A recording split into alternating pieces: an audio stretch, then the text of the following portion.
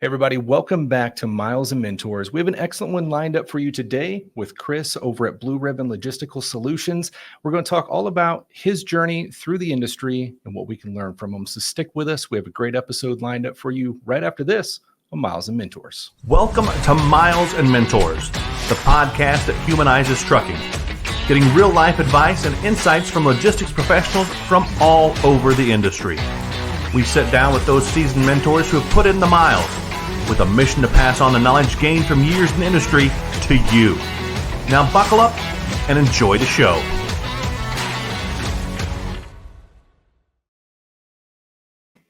Chris, thank you so much for joining us today. How you doing, man? Good. Thank you for having me. Fantastic. Well, if you don't mind, for those that don't know you, which they should, you've got quite the spread out there through social media, but give us a little bit insight of just who you are and your role in the industry. I got in the industry in 97 when I was 21, so 27 years. Had no idea what I was getting into, kind of 21 years old and didn't have anything better to do.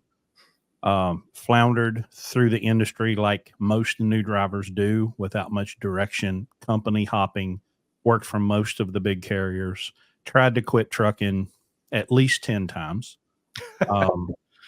Quit and pretty much got out in like 2003, stayed out until 2007, and then was in pretty steady from 2007. 2011, I leased a truck from Anderson Trucking Service for 2 years, bought my own truck, went to Landstar in 2014 and was there 3 years. Had a couple engine failures and it was more than I was prepared for. Yeah. So I kind of went home with my tail between my legs and, if you can't do anything else, get a job at Swift. So I drove for Swift for 30 days and lived to tell about it. And then came home and kind of regrouped with a local job, which I hated. And that gave me some time to reflect on my experience as an owner operator, thinking about, what could I have done different? I used to have to go to North Carolina once a month to pick up acetylene, and they would put us in a hotel. And so I took 2 years of bank statements and put them in a 3-ring binder, and I went through with a highlighter. And I was just trying to understand why, when I was so good at making money, and I was fantastic. I was a magnificent revenue generator. Why did I fail? And in January of 2018, 3 o'clock in the morning, I'm sitting on a forklift. It's 10 degrees. I'm miserable. I'm freezing my rear end off. And I thought, wow, this sucks. Like this at home every day company driver job. I was $17 an hour. I was working 60 hours a week, and wasn't making enough to pay our bills. We're a single income family, and we homeschool our kids. And I'm going, I could not only could I make more money in a sleeper truck running over the road, but I would have a better quality of life being home on the weekend rather than getting up at 1:30 in the morning to go work a 12-hour shift and then stumble in the door, see the kids for 5 minutes and pass out. And so I pulled my phone out of my pocket, and I was still in a bunch of Landstar Facebook groups, and it was kind of like a Jerry Maguire moment. I wrote my little manifesto and I said, look, I was a BCO at Landstar for 3 years and I failed. My business failed. And it was my fault. I couldn't blame the president or Congress or the FMCSA or Landstar or the brokers or the agents. It was me. I'm the one that made all of the decisions that led to that failure.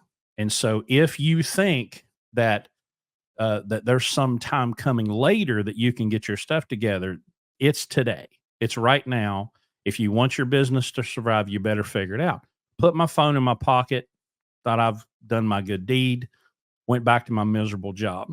Well, I start getting blown up with Facebook messages from all these Landstar people, oh, come drive my truck. And I'm thinking, you're just as broke as I was. I wouldn't drive for you if you had the last truck, right? Because I know how all y'all are. I was one. But a guy named Larry Long saw it. And Larry, who had spent, 2009 to 2018, he'd spent 9 or 10 years, was about done. He had multiple trucks. He had tried hiring people. He hated truck drivers with a passion. the attitude and the narcissism and the selfishness, and he had that kind of heart of a teacher, and so he would just hire anybody and then try to teach them about business, which was like, teaching a dog how to be a cat. I mean, it was just a complete waste of time. So he was pulling the plug. He was going to retire, sell all the trucks. He saw this message and he thought, whoa, this is an anomaly. We start talking. He offers me a job. I take it in March of 2018. So here we are in July of 24. I am now the fleet manager. I manage our trucks and our shop. We have a shop now. And we have an 18-month master class where a company driver, a person with no business experience, can come and drive one of our trucks on a W-2 as an employee. Okay. And will teach you not only how to be in business, but why you're in business, how to focus on things that matter, how to ignore things that don't matter, how not to act like an employee, how to act like a business person.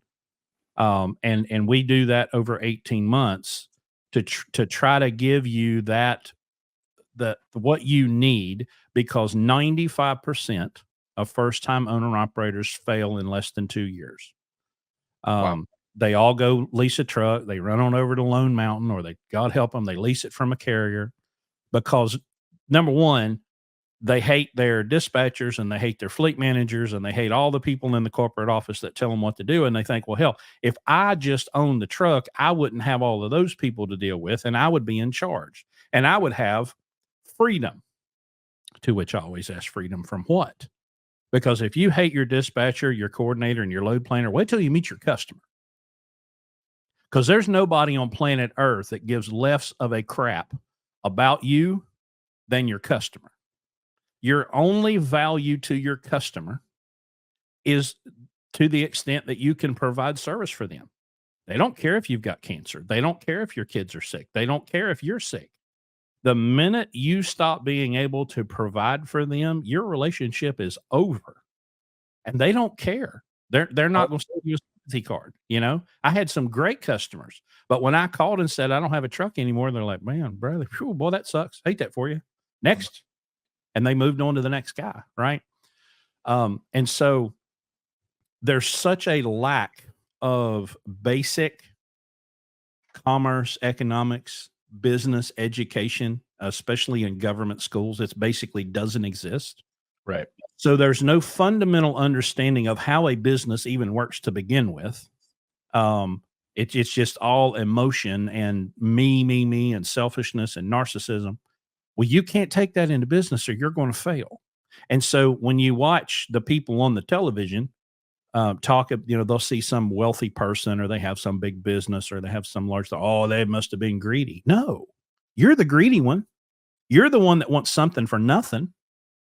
But greed in business could lead you to a short-term windfall, but it will never work out in the long term. And that's why, it's something like 75% of all businesses fail, but it's especially worse in trucking, because you have an entire industry that lies to truck drivers, will put them through a 6-week school and then a few weeks of training and walk them out the building right down the line past the brand new trucks. Well, man, if you'll just sign this contract, we won't let you read. You can drive that big shiny truck and you can be an owner operator. They don't have any idea what freight rates are. They don't know how freight rates are determined. They don't know how the market works. They know nothing about trucking, nothing about business, nothing about taxes, nothing about regulation. Yeah. But if you'll just sign this now don't take it to a lawyer, whatever you do. We will not let you leave the building with it. Just close your eyes, sign your name, and you can get in that shiny brand new Peterbilt, and you, sir, will be an owner operator. And so I live to destroy that notion.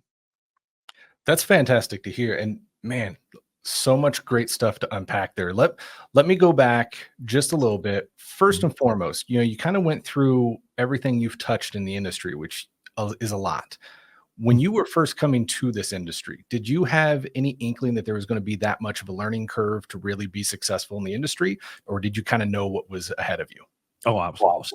I was lost. Absolutely. I had worked a few minimum wage jobs delivering pizzas and stuff. And an old man that I worked with at a Ford dealership, as I was screaming at the parts manager that I hated and walking out the door, the old man hit me in the chest with a newspaper.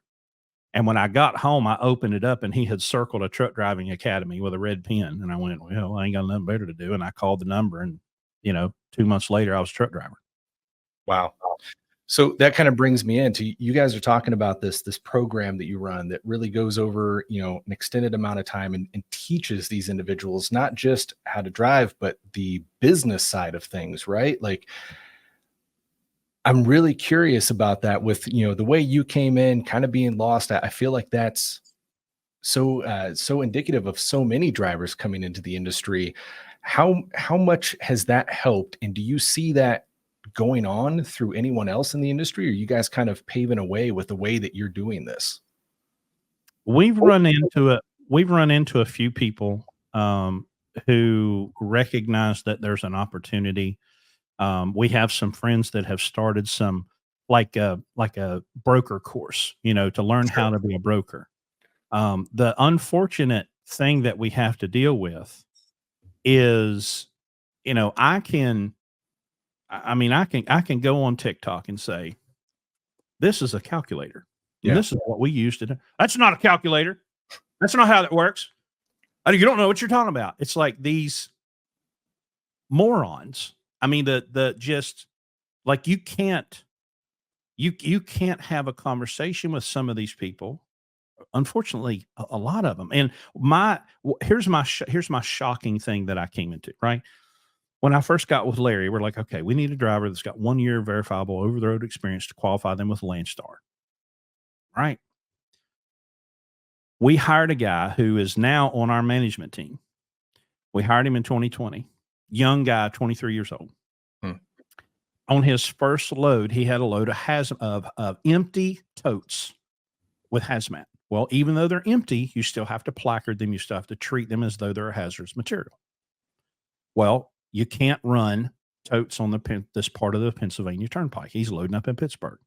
So I've got my phone and I'm looking at Google Maps and I'm going, hey man, listen, we're going to have to go around the turnpike. So I'm going, well, you left here and right there and get on this road and that road. And I could hear the wind between his ears, and I just stopped and I said, Richie, do you know how to read a map? He goes, oh no, we weren't allowed to have maps. He was a senior trainer at Covenant. We weren't allowed to have maps. And I was horrified because I grew up on a map. The GPS didn't exist in 1997, right? I did the first 10 or 12 years of my career with a paper map, and no cell phone. And I went, oh my God, you don't know how to read a map. Oh, you can't back either. Oh, well, okay. I can. Oh, you don't know how to shift a manual transmission. And then beyond that, everything at Landstar comes through email. There's no little magic box on the dash where the format is the same every time. Well, there's 1,400 different agents at Landstar and 1,400 different ways to send an email. The fact that grown American human beings cannot read an email and comprehend what they're reading. Well, I can't find my pickup number. And I'm like, I'm looking right at it. It's right there. I'm looking at it, man. I don't see it. I don't see it. That's been the most horrifying that I've had white, black, young, old, gay, straight, foreign born, native born. I've had every demographic. Can't none of them read. Can't do third grade math. I'm talking addition and subtraction, right? That's the underlying epidemic. I get people in here and I have to teach them math. Yeah. Before I ever get to an LLC with an S corporation versus a sole proprietorship, I got to teach them how to read and do math. So that's the challenge. And then I don't think there's a single human being in America that goes, wow, my education was really subpar and I need to work on this. No, I've had the greatest education. My high school was awesome. You should have seen our football team, but you don't know how to do anything. you don't know where your money comes from. You don't, you know, the brokers are taking all of our money. No, they're not. No, they're not. It's not true. I know it feels so good to believe that because you're on the team, right? And you're on the team and you went and drove circles around the Capitol and blew your horn and got a red hat and you're going to go fall prostrate before the FMCSA and beg them to fix your broken business model. So if it was just teaching what kind of tax apparatus or what kind of truck to buy, but it's so much deeper and more difficult these days. That's a fantastic point. I hadn't even considered that side of it, but it's very true. And I mean, you get guys with college degrees, and when it comes to really breaking down how to properly run a business, it's a whole nother ball field, right? So yeah, when you're approaching someone that may be struggling with the rudimentary side of it, that really makes it a tough struggle. With that in mind, what kind of success rate have you guys seen running through a program like yours and getting them out the other end? It's hard to quantify because we started out, there wasn't a program. Yeah. And then we got a little more structure and a little more structure. Since January 1 of 23, that's when we put together the master class with the phases. Okay. And unfortunately, I don't have the numbers in front of me. We have like 9 people in the program right now. And here's what I consider the success rate. The ones that aren't going to make it quit before they start, or I'll get through with them in orientation, which is brutal because there's a lot of truth being told, and they go, "Oh, yeah, this isn't for me." Sure. So if they'll come in and they'll get through the first month, I get complete buy-in, and outside of something catastrophic happening, they'll stay. So the metrics, by the end of say 2025 will be much more clear from where we started there. But it's very, very, that's the thing. Like, you will never find a more passionate advocate for human liberty, self-ownership, self-employment, self-education than me. There's nothing on earth that will offer you the wealth and freedom that you can get from self-employment. But please do not ever be led to believe that it's easier than being an employee. It is the hardest thing you will ever do. It's the most difficult, stressful, and risky thing you'll ever do. It can bring you wealth beyond your wildest dreams. But God, you're going to work like an animal for 3 to 5 years, or you're going to fail. So if you're not willing to work like an animal for 3 to 5 years and forsake cruises and motorcycles and girlfriends and trips, and if you're not willing to put all that stuff aside for 3 to 5 years, until you have built something with a solid platform, just don't do it. Like, go get you a really good company job with some really good benefits and retire from there. I love that you brought that up, because I think that is the fantastic dividing point. Is, I mean, when you just look at it at a high level, trucking in its own, it's a rough industry. I mean, truckers just at the high level have so much to consider over the average job. I mean, at a moment's notice, you're running through so many things through your head, trying to make sure that you've got it straight, and then trying to run a business. I mean, you look at 90% of the other businesses outside of the trucking industry, and they've got offices and they've got staff, and so many of these guys are trying to do all this while they're behind the wheel. It takes another level. It takes a different type of individual, and it's not for the weak. You've got to want it. You've got to be ready for the grind. You've got to be able to take it on. But it sounds like for those that have that drive, this is that type of program that's going to take them to the next level and kind of, offer, like what we're talking about here, that mentorship that they need to really get their business where they want it to be and be successful. I tell in every interview, the first interview with an applicant, I tell them, please understand, nobody gives less of a crap about your comfort and convenience than me. Okay. So if you come in here and expect me who care about your comfort and convenience, you're going to hate me, and I'm going to sleep like a baby knowing that you hate me. Love it. Because that's my job. My job is to get you out of thinking about comfort first and customer first. Yeah. And thinking about, what do I want to do? Well, it's not. What about what does the customer need you to do right now? Every single decision is based on the benefit of another human other than you, because if you're going to be in business, you're last. You get paid last. Everybody on planet Earth gets paid before you do. No, that's fantastic.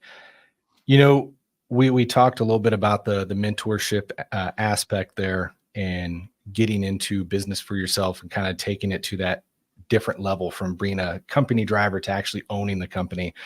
How important, I mean, obviously a program like this sets you up and gets you in motion, but going past that, how important do you think it is to keep some kind of a mentor program within your career, having somebody to talk to and run things past on an ongoing basis past that?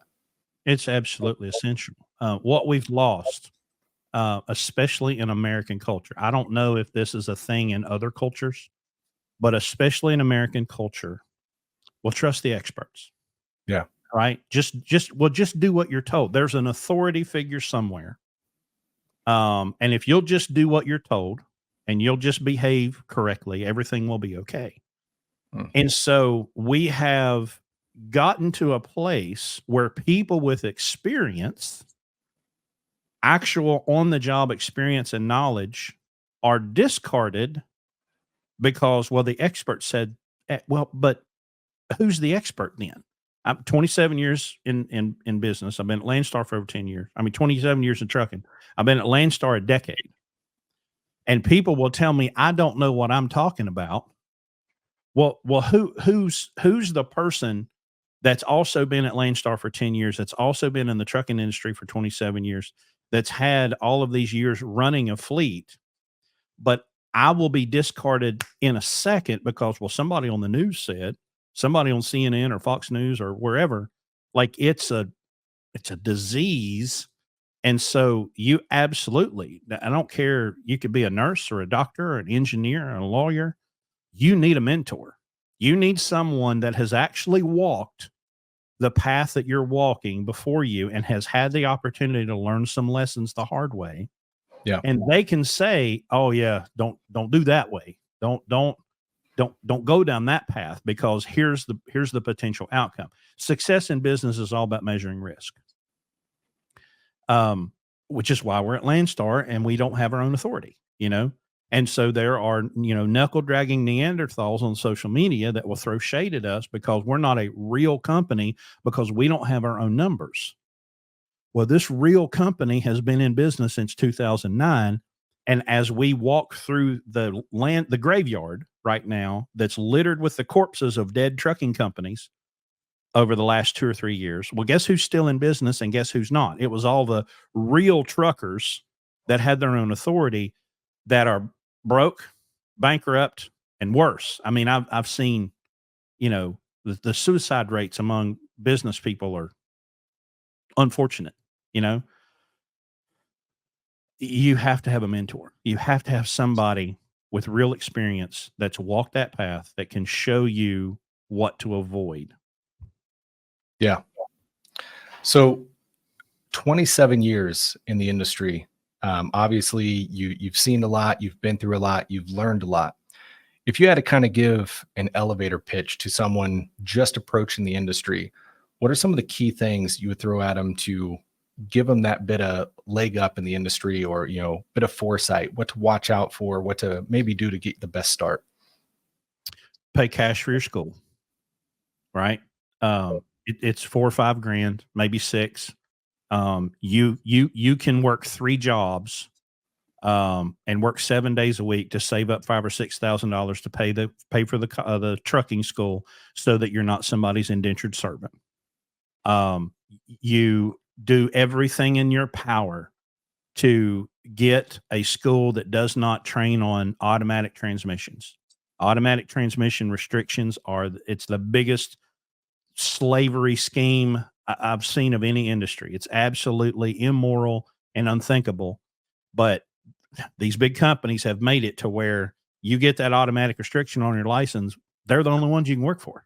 You know, I've got 2 automatics in my fleet, and I've got 2 automatic restricted drivers.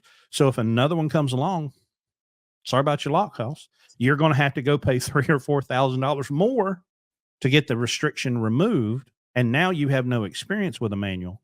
And I know the manual companies are hard to find. You are not going to walk out your front door and trip over one, but they're out there. They're very, very few, but there are some companies that will train on a manual. All right. You go to a company and you stay there 1 year. I don't care how bad you hate it. I don't care how bad you think it sucks. You're the problem. Every one of these, especially these big companies, Schneider, JB Hunt, US Express, Covenant, all of these big companies have a system. They have algorithms that pick loads.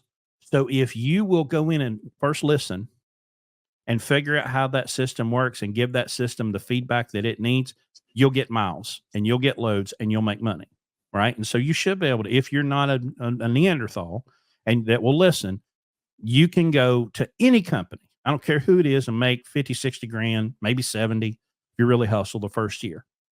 Once you have that year, you can write your own ticket. You can go do whatever. You can specialize, platform, tankers, household goods, heavy haul, but you have to get that first year. So you are not going to go change Schneider. It's not going to happen. Okay. Schneider doesn't care. They have their way of doing things. So you're not going to change them.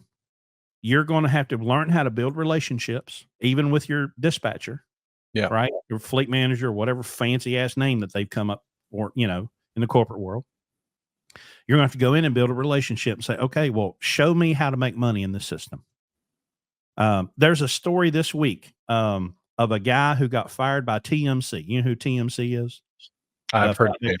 Flatbed company out of Iowa, I believe.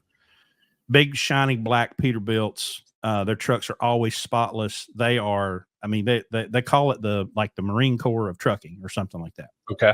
Yeah. TMC, Trucking Marine Corps. Well, a guy, okay. Now, first of all, everybody in the industry knows what TMC's like. Okay. How they expect you to keep the truck clean, how they expect you to behave, how they expect you to dress. Well, a dude goes in there and they say, all right, well, you buzz cut. And he's like, well, I'm not doing that because of my religion or whatever. And they're like, okay, you're gone. It wasn't a surprise. You knew exactly who these people are, but every one of these companies has a system. So do research. I've heard Maverick is great and TMC is good. But find a company, stay there a year. I don't care how bad it sucks. Just do it. And then you can look around. Okay. Now I've been in the industry a year. I've learned some stuff. You still don't know anything, right? You're still clueless because all these big companies are institutionalized, right? So they're going to bring you in and they're going to program your brain with all of their policies. And then you're going to have to go out and look around and say, okay, now what's my next opportunity? What kind of trailer? What kind of freight? When do I want to be home? Where do I want to run? That kind of stuff comes after that year. So pay cash. Don't be an indentured servant. Don't get an automatic transmission restriction. Go find your first job. Stay there a year. Keep your mouth shut, your driving record clean, and then you can move on and do whatever you want to do.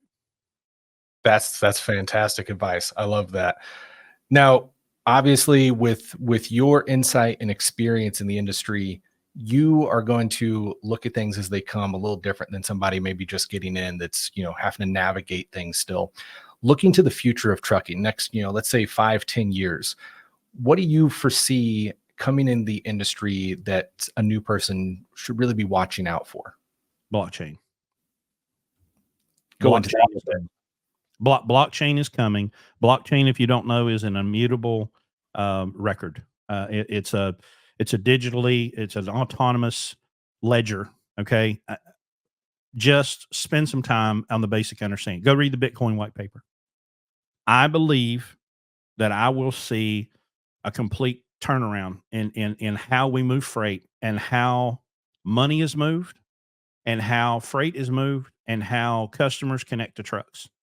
Okay. And blockchain has the ability to do that.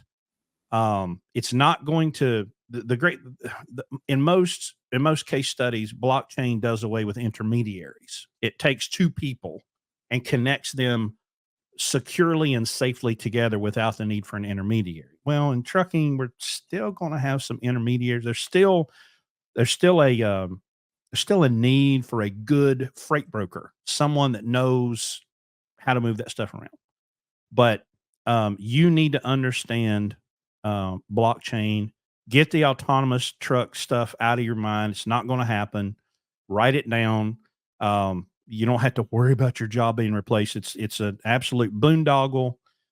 Don't worry about it. But you need to be studying blockchain and understanding, because if you'll spend an hour a week, just learning about this technology and how it works, because that's where the world is headed. The entire world is headed toward blockchain. So the way we do things now, the way we communicate, the way we move money and value is not going to be even considered 5 to 10 years from now.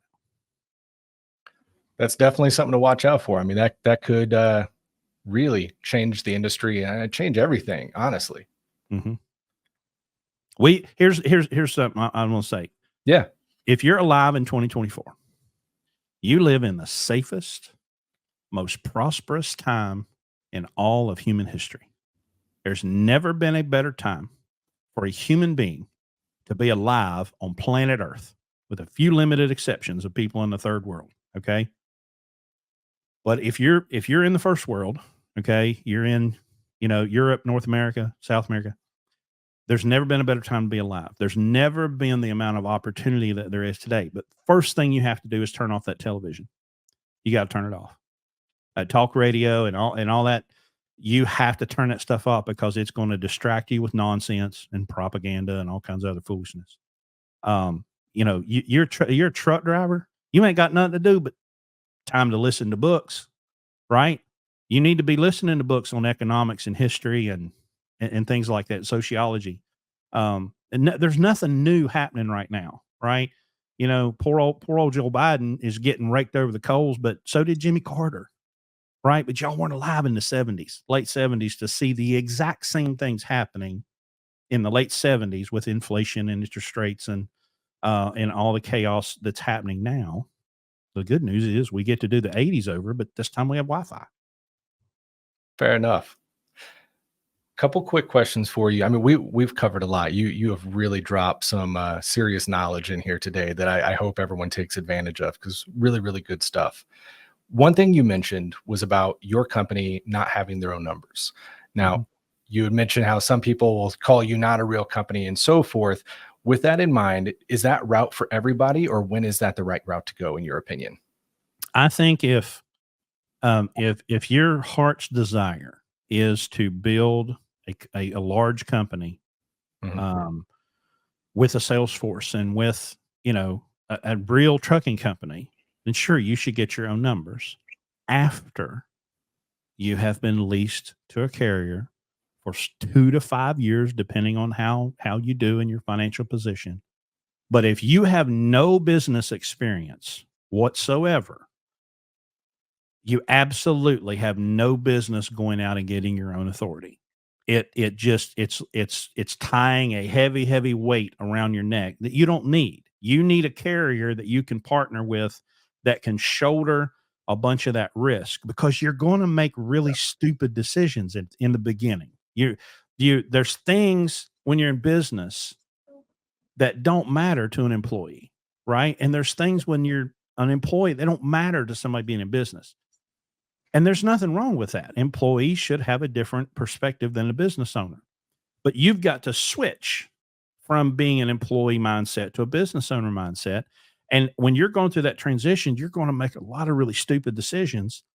And being leased to a carrier can keep those from being financially fatal. Fantastic advice there. One last thing before we kind of wrap up here.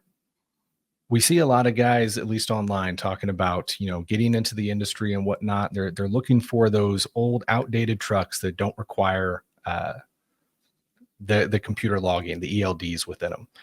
Is that the right route to go? or is it good to embrace it? Well, we primarily run 99 to 07 trucks, not because of ELD, but Okay. because of DPF, right? Emissions.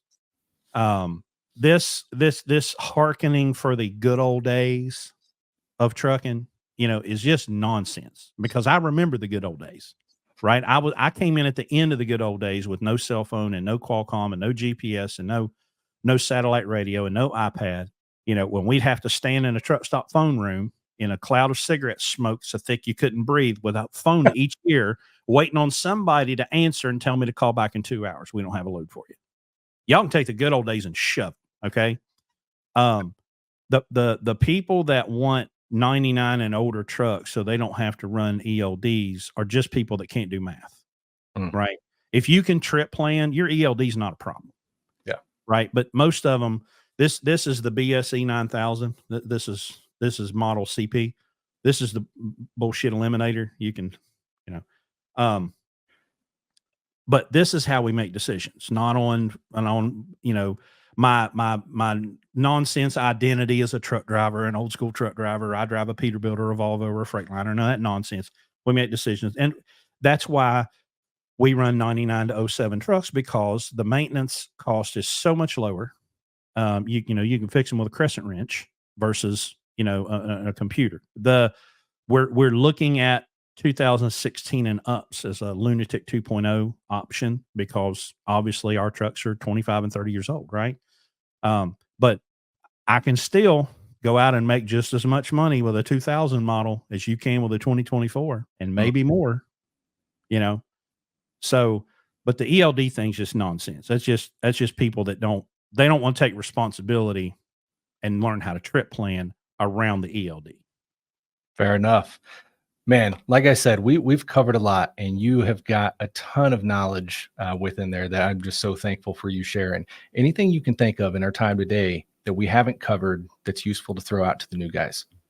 Well, I do want to plug a little bit. I want to plug the Blue Ribbon podcast, live Friday nights at 8 on YouTube, Facebook, TikTok, and Twitter. We have a shop now in Charleston, West Virginia, Blue Ribbon Specialized Truck Services, where we do diesel force cleanings. We do MD alignments. We're a stocking distributor for Pittsburgh Power, max mileage catalyst. So we're working on building a shop that does for the owner operator what we do for, the person wanting to be an owner operator, because dude, these dealerships, and these people selling these nonsense warranties, oh, I've got a warranty. Yeah. Well, go ask any shop owner what they think about your warranty, and they'll tell you the truth about having warranty. And warranty is absolutely useless and has zero value to a business person. So anyway, so that's, it's kind of who we are. And we've got 200 and some episodes on YouTube. So, go check us out and hear what we have to say. 100%. Definitely going to get those, send me those over, so we make sure to get all your links in the show notes below. This guy has some amazing content out there. You heard a ton of it here today, but there's so much more and so much more to come. Just a knowledgeable guy. So thankful for you coming on. And man, just thanks for everything you do in the industry. Thank you for having me. 100%. Well, like I said, get those sent over. We'll get all those links below. Go check them out. And until next time, getting caught up on my words here, stay safe out there. Thanks for watching.